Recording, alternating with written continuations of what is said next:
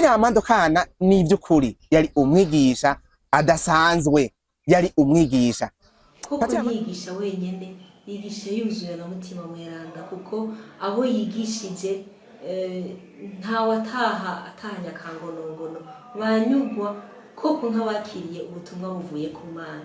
Yigisha rero anezerewe, abo bari kumwe ntibarambirwa, niyo ugiriwe n'amahirwe yo kuba kumwe nawe mu kiganiro, wumva kuri kumwe n'umuntu w'Imana yuzuye ubuntu, yuzuye urukundo, akanyamuneza. N'uwaba yaje yigiriwe bavuga ngo icumbati ku mutima, n'uwaba yaje akizanye yagenda caheze, mutima mweranda yinjiye muri we bivuye mu kiganiro canke mu nyigisho za Père Ama. Nukuri nibatekane, ntikibuza ko bababara mugabo bababare ko batazozuronka ejo inyigisho yiwe, mugabo batekane. Nk'abo muri Renouveau Charismatique nta nkeka agiye kutubera umwomoniye kurusha uko yahora, kuko umwitwariko yari afitiye ubutumwa, nta nkeka ko azobandanya abukora ari ku rundi rwego atari ku rwego rw'abantu, b'abantu babura umwanya, b'abantu baruha, b'abantu bagirante.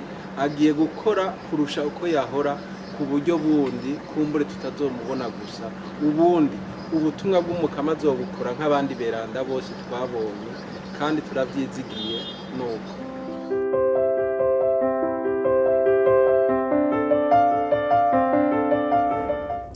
Bakunzi ba Action Vibe TV, teka ryawe, teka ryanje, teka ryacu, ukwemera kubyara ubuzima, mwaramutse canke mwiriwe bivanye naho muherereye. Kuri uno munsi wa gatanu, igenekerezo rya 30 umwaka wa 2026, twumvise inkuru y'incamugongo mu masaha ya saa sita zo ku murango. Inkuru y'incamugongo aho twumva yuko umuvyeyi umupatiri arongoye ikigo ca Foyer de Charité y'Ibujumbura yarenguka kwa dawe. None rero Action Vibe TV ikaba ihojeje umuryango w'amaraso, ikaba ihojeje n'umuryango w'abasaseredoti wo muri diocese nkuru ya Bujumbura, kumwe ndetse n'abakristu bose tutibagiye n'ikigo ca Foyer de Charité y'Ibujumbura. Patiri Amando Kana akaba yari umusaseredoti amaze imyaka irenga 30 muri iryo banga. Yari yahimbaje yubile y'imyaka 25, igenekerezo rya 18 ukwezi k'umunani mu mwaka wa 2018. Yarengutse Mukama mu bitaro Semuseka by'Ibujumbura. Action Vibe TV ikaba yashatse kumenya ukuntu abakristu bakiriye iyo nkuru y'umubabaro, akaba aribo tugira tuganire kuri mikro ya mugenzi wacu Merance Ndayikeza. Urakoze cyane, baje kuramutsa abakunzi ba televiziyo Action Vibe TV. Iteka ryawe, iteka ryanje, ukwemera kubyara ubuzima. Ngico rero ico ngire mpagarare ko ukwemera kubyara ubuzima. Patiri Amando Kana ndamuzi kuva aje muri Foyer de Charité ngahi Bujumbura, niho natangura kumenya Patiri Amando Kana, kandi kubw'inyigisho z'akanovera nkomeza kwemera yakunda gushikiriza igihugu c'Imana. Patiri Amando Kana naramumenye cyane igihe twaza mu biteramo birangiza umwaka, mbere no muri uyu mwaka uheze wa 2025 ushira 2026 kuri bonane ya 2026 twari ngaha muri Foyer. Yaratwakiriye nivyo akajwi ntiyaragifise akajwi nka kakandi twari tuzi kera, kubera kumbure kumvo zitamuvuye ko imvo z'ubugwayi, ariko yaraje turasubira turamubona. Ntiyarose akanya ko kwigisha cyane oyaha, ariko twaramubonye. Reje novuga nti Patiri Amando Kana twarabanye mu ubutumwa jewe na kubwa Radio Maria Burundi gukorera ubutumwa ngaha muri Foyer de Charité y'Ibujumbura, tukamubona tukabana mu bikorwa bimwe bimwe, nkabona ubukerebutsi bwa Patiri Amando Kana. Patiri Amando Kana yari intahe yigendera kuri nosi y'abazima, ndabishingira intahe cyane, yari intahe yigendera. Kuko muti kubera iki ndabivuga mu ntambuko zingahe, yari intahe kubera ubwa mbere Patiri Amando Kana novuga nti akeye, mbega muri kumwe ibiyago vyiwe byari ibiyago biruhura. Umuntu atumbereye muri Foyer akayaga na Patiri Amando Kana naho waza uremerewe atahuremurutse. Iyo ni ntahe ikomeye cyane ku bantu babonye Patiri Amando Kana bakagirirwa ibako ryo kuyaga basi na gatoya. Patiri Amando Kana imvugo yiwe yari imvugo y'umuntu yamenye Imana by'ukuri. Patiri Amando Kana yari umwitonzi. Patiri Amando Kana yitonda cyane. Patiri Amando Kana yarafise ubukerebutsi budasanzwe, na cyane ubukerebutsi bwa Patiri Amando Kana bwari bushimikiye hanini kukurondera kumenya ugusumbirije ivy'Imana hamwe no kwifuza no kwamana inyota yo kuvyigisha abakristo, yo kuvyigisha igihugu c'Imana kugira ngo bashobore kubimenya, bamenye iyo bava niyo baja, bamenye igituma umuntu mbega jewe nabayeho kubera iki. Ivyo byose twarabita Patiri Amando Kana twaragize ubuzima kubera we biciye mu nyigisho nyinshi Patiri Amando Kana yagira dushikiriza. Aho rero ndabivuga je ngo umuntu yamubonye bashwe kuganira basi na gatoya. Hariho n'abavyumvise ku maradiyo, hariho n'abo Amando Kana hariho abakristo itubyo tuba turiko turagenda mu butumwa mu diocese no mu paruwasi atandukanye, baratubwira ati inyigisho za Patiri Amando Kana murazidushikiriza ku radio Maria. Inyigisho za Patiri Amando Kana ziratwubaka. Inyigisho za Patiri Amando Kana nuko inyigisho ukumva ko Patiri Amando Kana yari mbega novuga yari cari giti gitotahaye itotahariye ukumenyesha inkuru nziza ikiremwa muntu. Patiri Amando Kana ni by'ukuri yari umwigisha adasanzwe, yari umwigisha. Patiri Amando Kana sinzi ingene no muvuga mugabo novuga ko ni biblioteke idasanzwe, ni biblioteke kabisa idasanzwe. Sinumva ho nohera, sinumva naho nohereza. Muri make uvuga uti Patiri Amando Kana ntapfuye azohoraho. Hariho inyigisho rero urakoze, hariho inyigisho yigeze kwigisha nafashe ijambo rimwe yavuze ati iyo umuntu apfuye ntabapfuye abagodotse. Ico kintu kirakomeye. Umuntu apfuye ntabapfuye abagodotse. Aragodotse. Mbega umuntu agodoka iyo habaye. Umuntu agodoka iyo yagiye ku kivi akagikutsa hanyuma uwamutumye ku kivi akavuga ati godoka. Amasaha yo kugodoka arageze, godoka hanyuma uheze utahe, uhembwe uronye impembo y'igikorwa wakoze. Na cyane je rero Amando Kana ndemeza ko nivyo kuri ntiyapfuye. Amando Kana yagodotse kugire Kristo.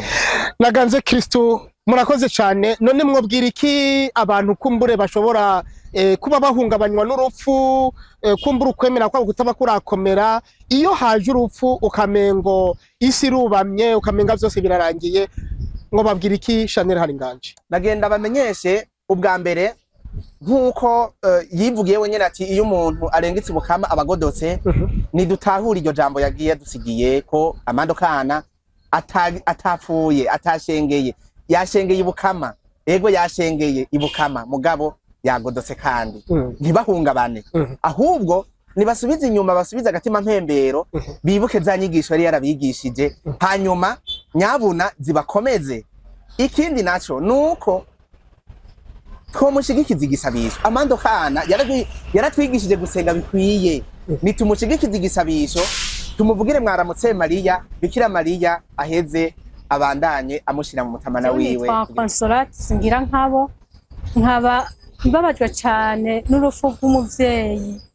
Patiri Amando Kana yari umuvyeyi kuko yaduha inyigisho zitwubaka. Nubwo hariho abo batahora bavugana, twamukurikirana cyane mu nyigisho yatanga. Zari inyigisho zifasha ubuzima bwa kazoza ko mwijuru. Nubwo twabajwe nuko arengutse ibukama, turanezerewe nuko agiye mu mahoro.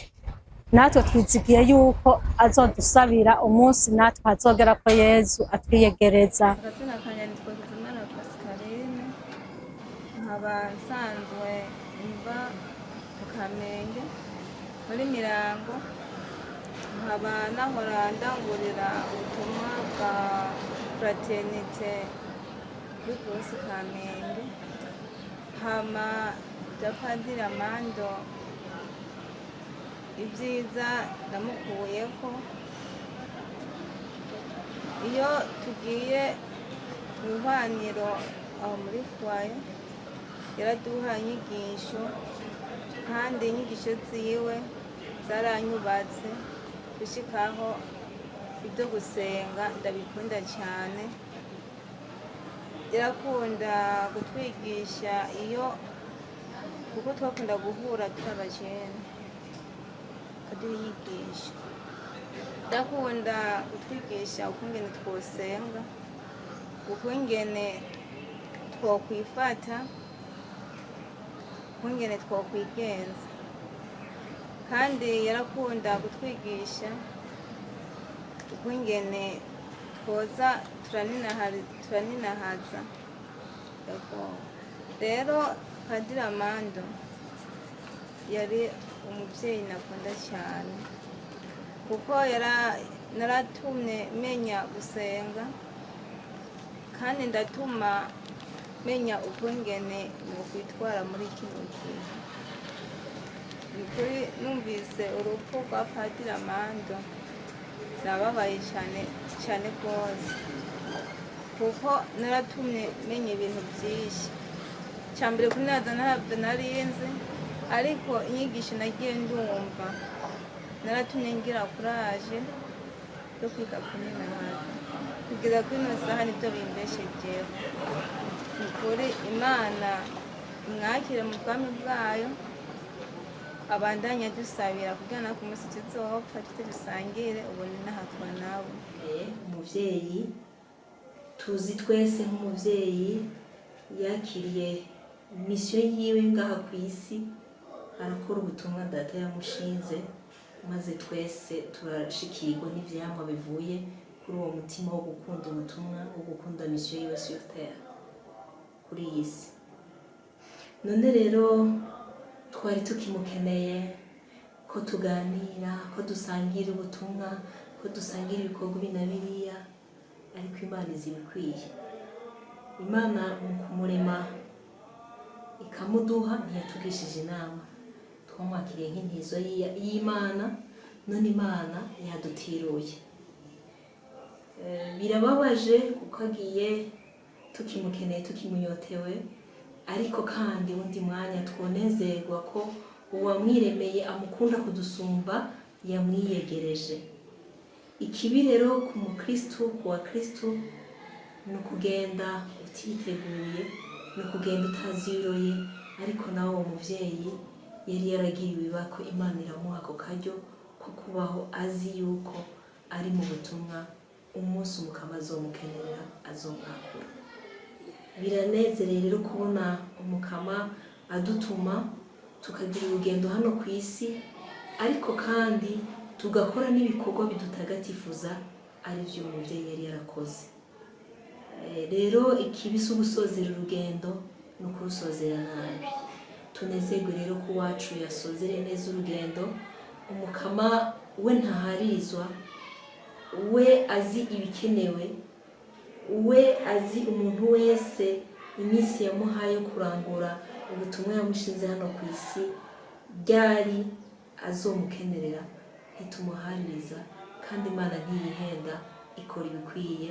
Twategerezwa rero twese kwakirana urukundo icyo Imana yashimye ko kitubako uyu munsi turi mu mubabaro w'iwacu, yatuvuyemo hagati, ariko tunezerwe ko yagiye kuba mwiremeye amukunda kudusumbuza. Yari umwigisha mwiza nka Yezu Kristo, yigisha abantu bakanezerwa kandi bakanyurwa. Koko ntiyigisha wenyene, yigisha yuzuye na mutima mweranda, kuko abo yigishije ntawe atahanya kangonongono, banyurwa koko nk'abakiriye ubutumwa buvuye ku Mana. Yigisha rero anezerewe, abo bari kumwe ntibarambirwa. Niyo ugiriwe n'amahirwe yo kuba kumwe nawe mu kiganiro, wumva kuri kumwe n'umuntu w'Imana yuzuye ubuntu, yuzuye urukundo, akanyamuneza. N'uwaba yaje yigiriwe, bavuga ngo icumbati ku mutima, n'uwaba yaje akizanye yagenda caheze, mutima mweranda yinjiye muri we bivuye mu kiganiro canke mu nyigisho za Père Ama. Rero namwibuka nk'umuvyeyi mwiza, kandi nkamwibuka nk'umutumwa mwiza, azi koko ko ari mu butumwa yarungitswemo n'Imana muremyi Sega waba byose atari we yirungitse. Imana imwakire kandi ibikorwa vyiza by'urukundo n'ivyo Ecclesia yari yaramushinze yashoboye kurangura neza, ibimwakirire nk'urugori rw'intsinzi rw'urugendo yari arimo hano ku isi, n'uduhera uburuhukiro bwiza yemereye abatoni baryo. Murakoze cyane kuba twumvise yuko ibi byabaye ntibyoroshe kwakira kuko igihe cyose umuntu atandukanye n'uwiwe we yakunda ntibishobora kuba nk'ibintu bisanzwe umuntu aheze abifata ibisanzwe, naho yoba yaragiye ahantu uzi ko azogaruka mugasubira guhura, haguma icyo kinogo ku mutima y'uwo wari ukunda, uwo wari ufise ibyo mwari musigaje, ibyo mwabwirizwa gukorana. Iyo rero umuntu ari uw'agaciro ntidushobora kuvuga ngo arakabona agiye. Iyo ari umuntu wari uruhutse, wari urushe, ukabona uti uwo muntu uko agiye atuvuye ko arakabona agiye, aho urashobora kugira uti arakabona agiye. None kuri twebwe nka Renouveau Charismatique mbere n'Uburundi bwose ntiduhimbawe kuko ntazosubira kuza gukora ubutumwa tumubona, azobukora ukundi. Ibyo rero ni ibintu bidasanzwe kandi bigora kwakira. Umugabo kandi turahimbawe ko ijuru ryaramuhaye umwanya ukwiye, ibiganiro twagiye turaganira warabona ko ijuru ryamuhaye umwanya, yaramweretse ubwiza Imana yaramweretse ubwiza bwayo, iramwereka akatari gake muri ibi bihe by'indwara ziwe, iramwereka icyo ukuboko kwayo gishoboye, gutyo yagiye abona yuko Imana yagiye iraba mu ruhande rwiwe. Icyo rero nacyo nibaza ko yagiye atekanye, ariko kandi mu byo mwomenya ni uko umuntu iyo yitabye Imana abantu bose barapfa. Umuntu iyo avutse wese abwirirwa gupfa, muga abantu bose ntibapfa kumwe. Hariho abajyamira ukuboko kw'abagabo, hariho abitaba Imana, hariho abapfa, hariho abasezera isi. Uyu rero yitabye Imana, nta nkeka ko mvuge ngo ajyamiye ukuboko kw'abagabo, ajyamiye ukuboko kw'aberanda.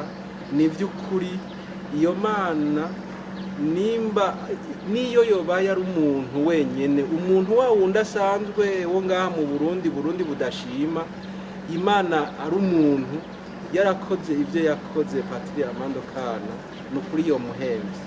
None rero ko ari Imana igirira neza na ca gisuma cari kimanitse atani ciza cakoze, cagize irintu rimwe gicemera Imana umunsi umwe bari ku musaraba. Iyumvire uwayikoreye agafasha twebwe twese kuba ico turi. Imana izobura kumugirira neza, izobura kumuha urugero abereye. Nta bwoba rero dufise, ariko umubabaro ni kwa kundi ko umuntu aherekeza umuntu agiye ahantu azi neza ko ari heza, mugabo kubera azi ko hazohera igihe kinini batabonanye, agaheza akagira uwo mutima ikiroroge. Mugabo uwo tuzosubira kubonana, abo bose bumvise amajambo yiwe, bumvise inyigisho ziwe, bakazikurikiza, nta nkeka tuzosubira kubonana. Murakoze cyane. Murabivuze muti nk'abakristo twozirikana yuko mu by'ukuri Imana yamuteretse, yamuhaye umwanya. Ni n'akahe kajambo k'indemesho kumbure mushobora guha abo muri kano kanya buzuye amarira, buzuye amaganya nyene, kuko uwacu yitavye Imana nk'uko mubivuze muti ntawe utobabara, mugabo n'akahe kajambo k'indemesho mwobwira abakristo? Burya ijambo ryo kuremesha riragoye, jewe sindanarikunda mbere, kuko kuremesha hari n'igihe uremesha umuntu atari no kurema byari bikenewe, uwo mubwiye uti ganya nyene wewe uragowe, kuko hari n'ukubwira ngo reka ndakuremesha uzokira, ngo hari kizovamwo, ngo reka ndakuremesha uwo muntu wawe ngo bizogenda neza, azobona Imana. Jewe n'ukuri singire ndemesha abantu, ahubwo ngire ndababwira ukuri. Nukuri nibatekane, ntikibuza ko bababara, mugabo bababare ko batazozuronka ejo inyigisho yiwe, mugabo batekane. nk'abo muri Renouveau Charismatique nta nkeka agiye kutubera umwomoniye kurusha uko yahora, kuko umwitwariko yari afitiye ubutumwa nta nkeka ko azobandanya abukora ari ku rundi rwego atari ku rwego rw'abantu, ba bantu babura umwanya, ba bantu baruha, ba bantu bagirane. Agiye gukora kurusha uko yahora ku buryo bundi kumbure tutazomubona gusa, ubundi ubutumwa bw'umukama azobukora nk'abandi beranda bose twabonye, kandi turavyizigiye nuko. Murakoze, Imana ibahezagire kandi tubandanya tunabifuriza n'ubutumwa bwiza. Musanzwe mugiye no ku butumwa, ubutumwa ntibuhagarara, reka tubifurize ubutumwa bwiza. Ego abariko baratwumviriza, twari uno munsi Conseil National yari ifise urugendo ija ahantu bita imujejuru mu mafungo. Twari twategekanije igisabisho turi kumwe nawe nyene, yaravuze ati nzoba navuye mu kwivuza mu Faransa nze tujana, ati nibaza ko ico gihe tuzojana. Je rero natangaye mvuye muhira nuri imodoka ngo nze kugira ngo duhure n'abandi bavukanye tuje imujejuru, nawe nagiye numva bambwiye yuko yashitse mu ijuru. Natwe rero tugiye imujejuru, nta nkeka turahurirayo kugira ngo dufashanye igisabisho. namwe bagenzi bakunzi ba Action Vibe TV, iteka ryawe, iteka ryanjye, iteka ryacu, kwemera kubyara ubuzima. Ndabakengurukire mwebwe mwese mwakurikiranye kino kiganiro, dukengurukire abemeye kugira icyo bashikirije kuri Action Vibe TV. Olivier Ntwari nakibashikirije, nkaba ndabasezeye. Imana imwakire ubwami bwayo.